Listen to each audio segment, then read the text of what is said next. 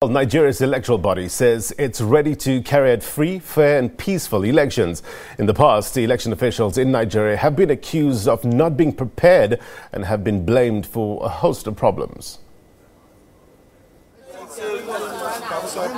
Election officials helping eligible voters. They're resolving last-minute issues ahead of elections set for next Saturday. According to the electoral body INEC, more than 2 million voters didn't cast a ballot during the last election in 2015 because of errors it made. Errors like not getting voting materials to polling stations on time. But the Commission says this election is more organized. In 2015 by now, you may be talking about one or two things that are not on ground. In 2019, the intention of the Commission is to add more value ahead of what we have achieved in 2015, is to extend the milestone. The election is expected to be fiercely contested between the two main political parties in Nigeria. Its incumbent President Muhammadu Buhari of the ruling All Progressives Congress versus former Vice President Atiku Abubakar of the People's Democratic Party. Nigeria has a history of election violence. In 2011, 4,000 people were displaced and several homes destroyed from attacks by political thugs. As a result, in the next election in 2015, just half of registered voters casted a ballot. But on top of being better prepared, INEC says it also wants to help ensure this year voting doesn't turn violent. The Commission is committed to ensuring a free, fair, transparent, and above all, peaceful elections. And from the commitment of the security agencies, because that is their own portion anyway, to provide security during elections.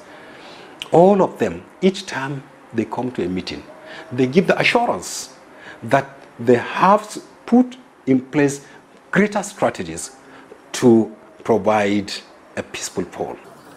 And all of the early work from INEC may be paying off. Many voters think this year's election will be smoother and safer. From what I see so far, I believe personally that the election will be peaceful. So I'm going to come out and cast my vote. INEC have done their due process.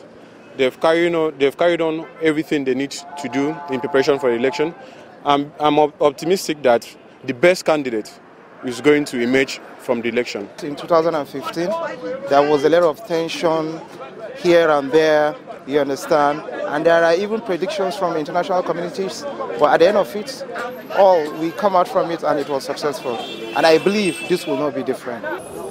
And with high hopes, high turnout is now expected. Here in Nigeria, many want to vote to send a message that they want the winner to tackle the problems of high unemployment, high insecurity and high levels of corruption. About 15 million more people are expected to participate in this year's election than in 2015 to decide the country's leader for the next 4 years. The hope is that the choices at the poll on Saturday, February 16th, will usher in an administration that will help tackle the numerous challenges facing the country. Phil Ihaza, SABC News, Abuja, Nigeria.